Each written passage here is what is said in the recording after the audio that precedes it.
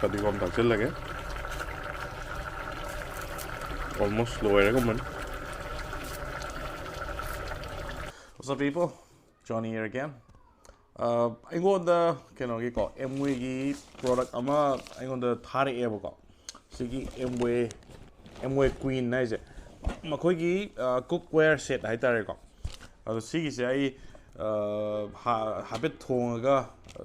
Kawain to get the years. But I can't talk. I ngasi say mutton layer. The mutton say tonga to Bunevoca. Aduga Amway Sigi say Makoi high with the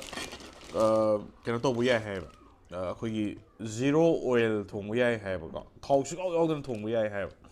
Although your receipt, I might get the Mahogi technology, the Catarican Kena by Tarek Mahogi, Sigi say, Sigi said, say, canola, Piss Mangan, Eliza, have the Macum and Yorga, the Sigi Chumacon got on as a word thong never sees Yori ever got. Macum and even Eduga, suspend the stock amane aduga sigi stock pan ka fry pan ka hai bata aduga yauri eba ka ado sigi sei fadan detail in haija ke ma'am video se lower for being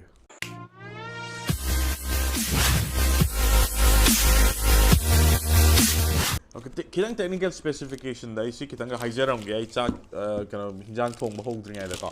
ado ngasi thong thak ba gi mu tok thara de video se sigi se kain to ge da Commander get Amway yamna technology wang my the chamba utensil na tego sisya makoi sida layer manga yawe hai ba stainless steel adagi khoi carbon steel aduga steel aluminum steel ka manung da ki mem yori carbon steel yori na kain to gedang sa gi khoi gi chai jang thong tam da thau su yaw dana thong ya doi ne si gi se aduga magi thau yong da how bra khot pra hai ba question na musul ai dana ka adu si gi na mo khoi na hai mo khoi na claim to ri ji kain to ge da khoi na sa thong mo matam da sa si di masagi thau yong jara lai ram ne body da ko mit da thau yong jara lai ram ne ba adu gi thau do masagi retain to tham hai tare nungsit am da chalan da bi da ko si makhum jing sina kuppa tham gi da nungsit am da sat ta ba hai tare ko aduna pajana retain to tham ba aduna yam health conscious bi ba myam thau jabi da myam lai ga si kon ji myam na pharani aduga nasagi yerum gumba phutpa matam da ising su am chang di hai ba si se kai no di nasagi loina ba nungsit am ta chatrabni na ko no leaching hai mo khoi gi term da ko aduna loina ba manung dagi nungsit amok tholak trabni na nasagi yerum phutpa matam da chamas ani khang na ko ising ha pa ga thuman da su phutpa yai hai ba ado ai ngasi mutton thong doi ni mutton ni na thau di kitang hapjarage ko mayam dagi mayam ai na hawai thongba ai hanagi style dagi di different oina ngasi di thau ji kitang hapge chamas ama ni kitang hapaga ngaurga thong yeng se ko ai hawbr hawk to ra ba ko ado sigi 5 piece ki set si MRP 30,000 ni ko aduga hojik offer oina comment to ge da ai video gi through the mayam leibi ba leragadi leibi ding ba leragadi 25,500 rupees la kane ba ko set manga da ko aduga sigi si comment to ge da 30 years ki warranty legani asde yarak ta bokholok 30 years yarak ta bokholok ta adum mokoina replace to basin mokol loi tor ko doini plus ngasagi 1 month ki buyback guarantee amaga return amaga sulai habo ko money back guarantee amaga aduna sigi je tham adum season na biredana tham season na kanda akoina pamakta kai tare akoina satisfy orakta matam da no questions asked ngasagi paisa do adum handoraga si poche return to gi yani tham adum season na kanda ko adugi pot lei ado piece ama khakang oi buslei piece ani khatang oi buslei aduga sigi sina kenoni ko piece manga ni lei jo hari piece ama hadi kasagi cookware set ama khatang lakpa set ani lakpa aduga sigi sina set ahum morga plus masagi makhum ani ga puna 5 piece hai ko aduni lei se ado thong dar rasi matan je aduga kamai to gi hado end result to yengminas game sanap je wadi wa apne ko adugu window the game sana gadi suma waroi ko have ngasagi games da ko cricket lai ko ludo lai free cell lai snake rush ke ko 100 plus exciting games me mom yori ba dura song skills me am do ngasagi game de sana ga pesa phang ba yaw game lai ko pesa je phang se ko easy withdrawal ne do UPI ko Paytm da loina ba bank to tor ga do nothok ya ko aduna ngasagi game si kakta na window store hai se ko window stores da ngasagi shopping do sum yari ko na currencies game currencies मैम याम cheapest price तक कोई ले भी है game सिदा कोई एस्पाल को Minecraft को Free Fire को की ले भी है वो अदुना तना ngasagi discount coupon sung ngasagi कोई Mintra को Hotstar Gara को बदा अदुगी सिसु लो भी है वो अदुना तना ngasagi कोई ना spin window spinners daily है ना कोई ने spin दौर को 25 lakhs हो हम भी आबाद smartphone अदुगी weekly jackpot लोई ना तो भी है वो aduna misagi si download option biro adu description ai link apsara gi adu ko mayam sigi sanaraga koina nuai ba bisaya am phangba yabo do an to binas othara ji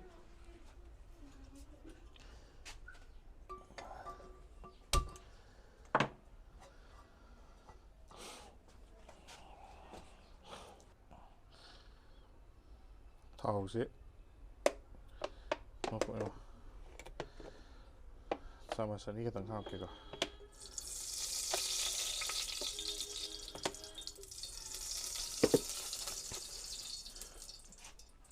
yam tu na sai tilap chana ngop sala ke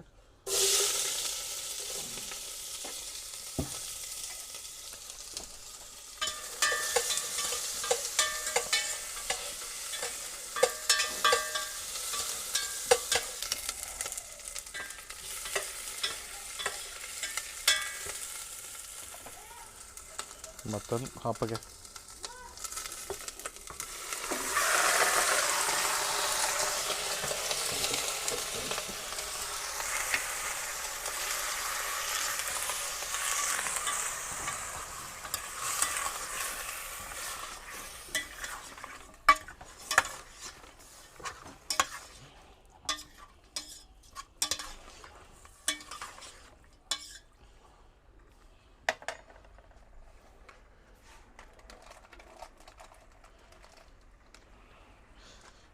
जीरा एकदम चाहिएगा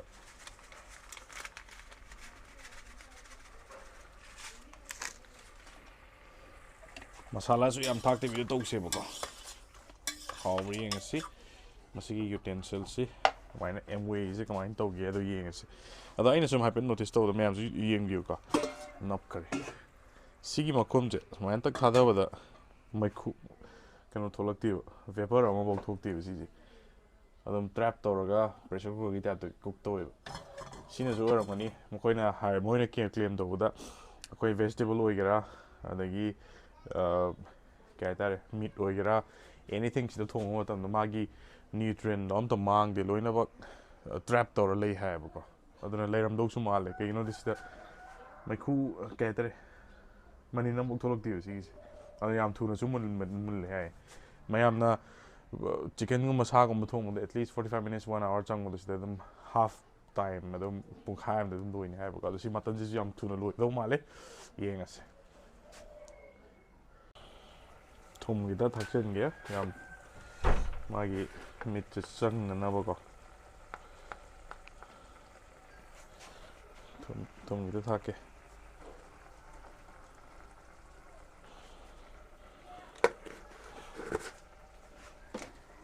अब ma'am style का खेनरमबसु याय अइना थोंगिसे अइसु अइना हैजबिनी थोंजरिसे अइदि चाक थोंबसु याम कन्नसु हैबना चदेको अदु ma'am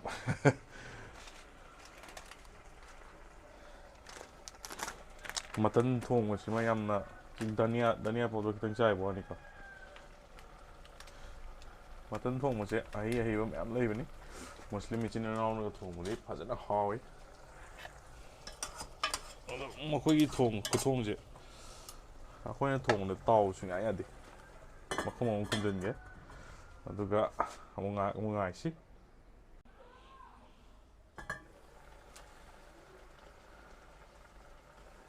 याम थुना मुन्नी मसी खंगे मसी कोनजे अइना खंगजब अम ले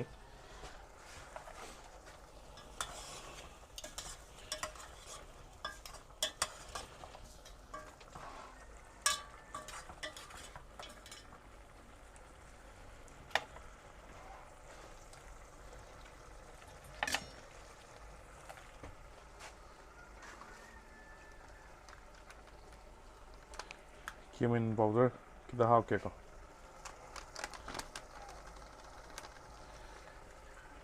duga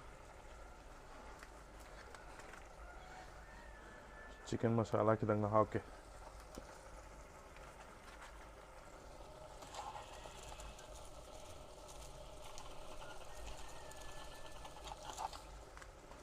maram nuksina bak ngau ngai da ko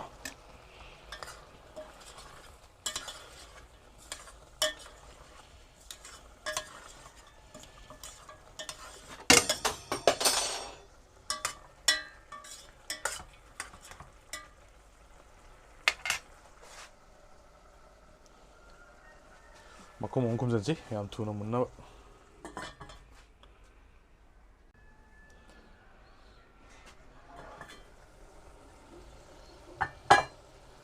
potato kita ngapchage ko ai di meat potato hapsi kar paame aduna kar hapsal lage adagi meat chu kiji makhang ko ni na ko mi ko mi ani khak ja du ni na kiji makhang khang le rakani atai di loina ba picnic chana gre ko imang aduna mi kanam laite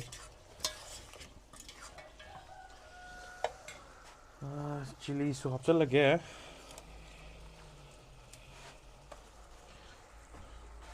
시기스나 거기 시라라콩 칠리 그노기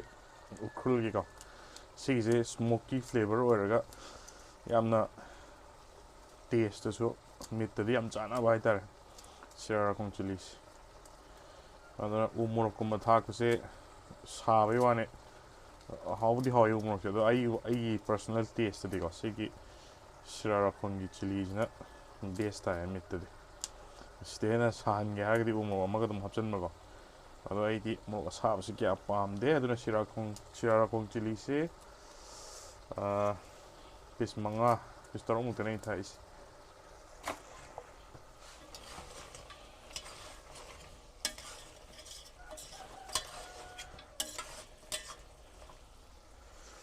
hau do male hey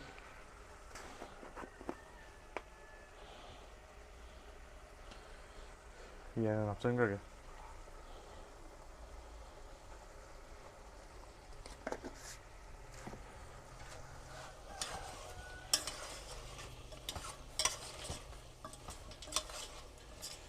tang ot laga ngat makong kong ge ko aduga kaya toros mahi mo hapsalas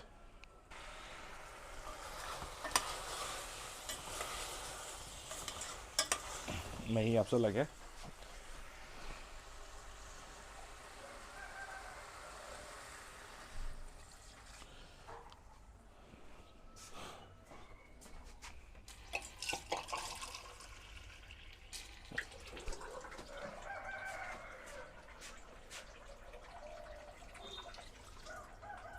aduga lawless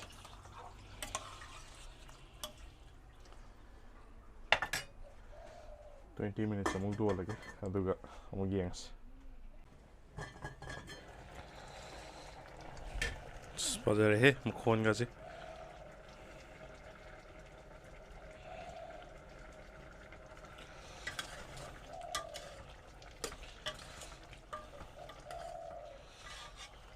सास लोने उतासल ले पजर है ना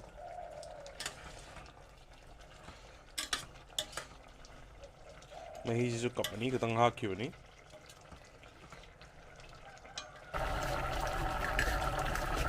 कभी कम तक चल लगे almost लो है कमन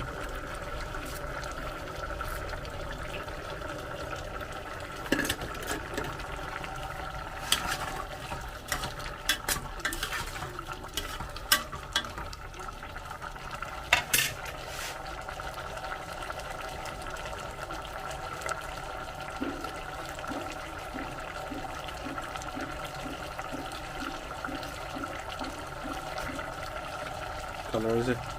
Vibra.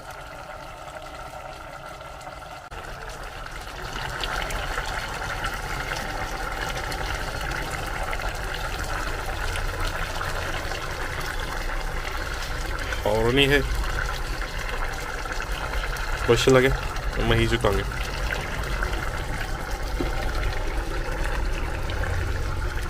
मैं ही out drive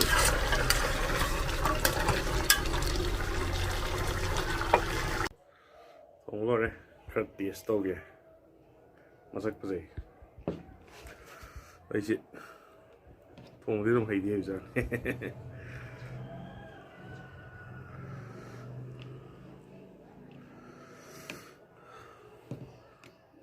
Muttonse Manipurda 1000 rupees ne piece. 5 kg makan ko tang lerak ne ko mi yam de ko. Pe cha yeng jage.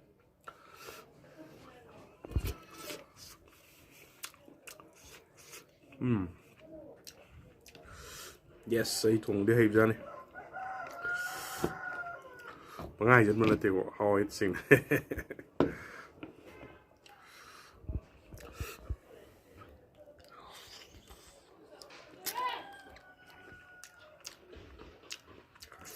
Alright, but now mutton ju ko ye cha da ba.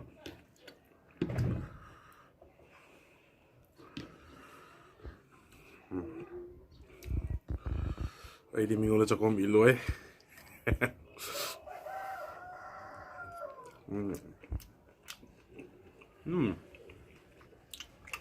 Amway utensils ya best time. Aina thong yi pungkhai phadi 20 minutes tang jangi ti thuna mulle ada sigi utensils se mayam le bining male ga di Amway gi se ka adum iPhone ma chara ke WhatsApp no adum tokshin biro adu ko mo tokshin yani free home delivery dum anywhere in Manipur ka masi hakjang ju pani ai thau ngai mayam ubi ri duni thau chama sani kitne ha pi do aduga chuga gauder su thong bi he ka do ina 사 통문이나 그냥 허언닝 말다 더 여가 되는 저 허 있는 거 수학도 좀 야야 해보네 허 해보잖아 와우